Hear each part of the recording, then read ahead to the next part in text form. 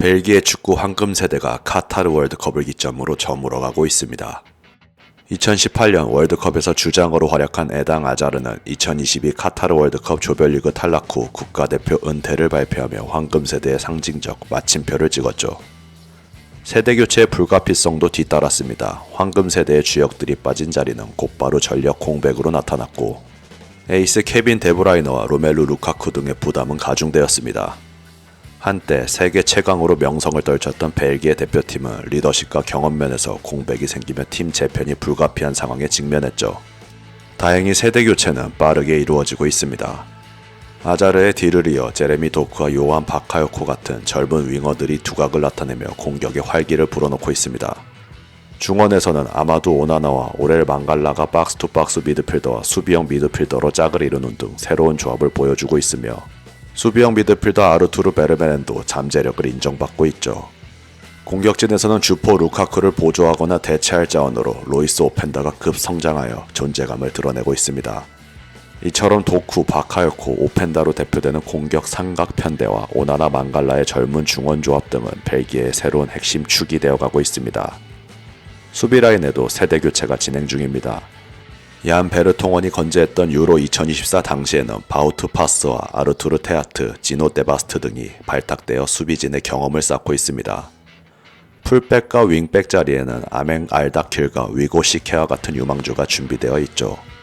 골키퍼 포지션에서는 쿠르투아를 이어 쾨 카스텔스와 마츠 셀즈 등이 경쟁을 벌일 준비를 하고 있습니다. 전반적으로 벨기에는 이전 세대만큼의 빼어난 스타 파워는 다소 줄었으나 재능 있는 신예들이 다수 등장하여 팀의 새로운 활력을 불어넣고 있습니다. 이런 인재들은 벨기에 프로축구 리그가 기원했습니다. 벨기에 프로축구 리그인 주필러 프로리그는 벨기에 최상위 축구 리그로 24-25 시즌을 기준으로 벨기에 프로리그는 UEFA 국가계수 랭킹에서 7위를 기록하고 있습니다. 이는 벨기에 클럽들이 최근 몇 년간 유럽 대항전에서 안정적인 성과를 내며 리그의 경쟁력을 입증한 결과입니다. 특히 클럽 브리어, 안더레어트, 행크 등은 유럽 무대에서 주목할 만한 성과를 거두고 있습니다. 이러한 성과는 리그의 전반적인 수준 향상과 국제적 인지도를 높이는 데 기여하고 있죠.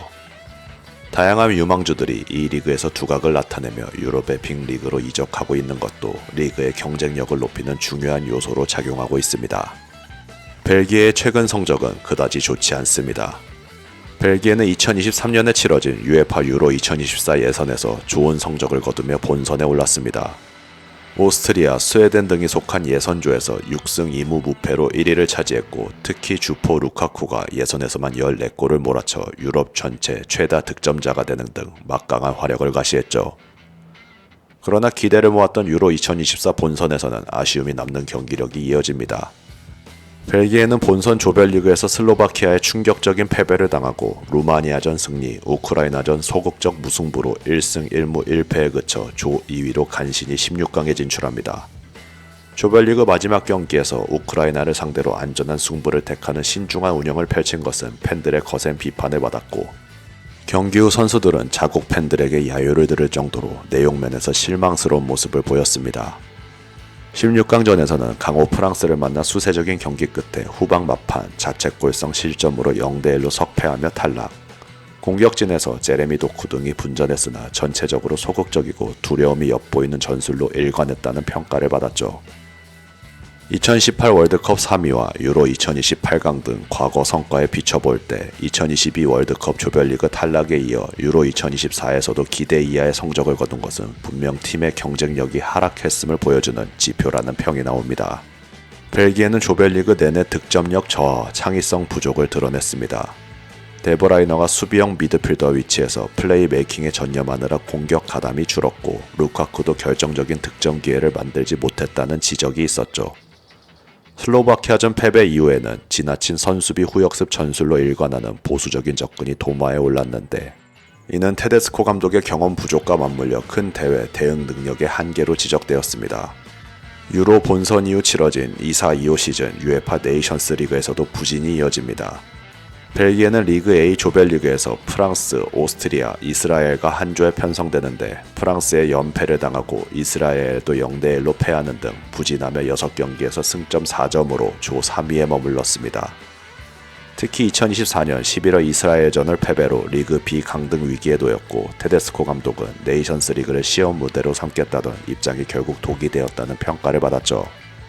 기대 이하의 성적을 거둔 테데스코는 2025년 1월 경질되고 후임으로 프랑스인 리디 가르시아를 선임합니다. 신임 가르시아 감독은 부임 직후 쿠르트아를 다시 불러들이고 그를 팀의 최고 선수라 칭하며 재신뢰를 보내죠.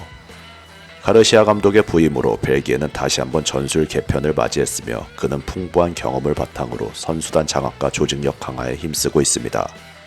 이러한 감독 교체와 전술 변화 과정은 벨기에 대표팀에 일시적 혼선을 줬지만 동시에 세대 교체를 가속화하고 팀 문화를 재정립하는 계기가 되고 있습니다.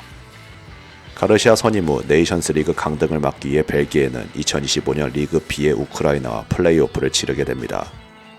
1차전 원정 경기에서 1대3으로 충격패를 당한 벨기에.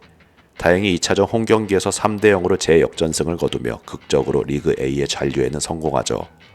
한때 세계 최강을 다투던 벨기에로서는 자존심이 상하는 경험이었습니다. 황금 세대의 노세어와 전술 혼선 속에서 큰 대의 경쟁력이 떨어진 모습을 보이는 벨기에. 지금은 세대 교체 과정에서 겪는 성장통으로 평가됩니다. 벨기에는 2025년 6월 예선 3, 4차전부터 본격적인 월드컵 지역 예선 일정을 시작합니다. 벨기에 입장에서는 예선 8경기 중 웨일즈와의 2경기가 가장 중요하며 이 경기에서 승점을 확보한다면 무난히 조 1위를 차지할 것으로 전망됩니다.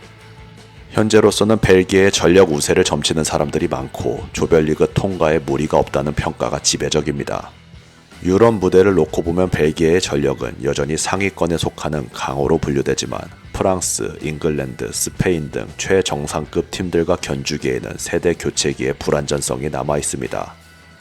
특히 팀의 중심인 데브라이너가 30대 중반에 접어들며 부상 위험이 커진 점, 큰 경기에서 보여주는 루카쿠의 기복, 그리고 노련한 수비 리더의 부재 등은 풀어야 할 과제입니다. 반면 유로 2024를 통해 도크 등 신예들이 값진 경험을 쌓은 것은 큰 자산이죠. 이번 월드컵 예선과 네이션스 리그 등을 통해 조직력을 다지고 세대 교체를 완성해 나간다면 2026 월드컵 본선에서도 충분히 8강 이상의 경쟁력을 발휘할 수 있는 잠재력이 있습니다. 한때 이젠 벨기에 시대가 끝났다는 회의적인 시각도 있었지만 축구 강국으로서의 인프라와 인재풀이 건재한 벨기에는 여전히 다크호스로서 무시할 수 없는 전력을 갖추고 있습니다. 새롭게 지휘봉을 잡은 가르시아 감독의 리더십 아래 벨기에가 과도기를 슬기롭게 극복하고 다시 한번 국제 무대에서 돌풍을 일으킬 수 있을지 주목됩니다. 벨기에의 부활을 기대하며 이번 영상 마치겠습니다. 오늘도 끝까지 시청해주셔서 대단히 감사합니다.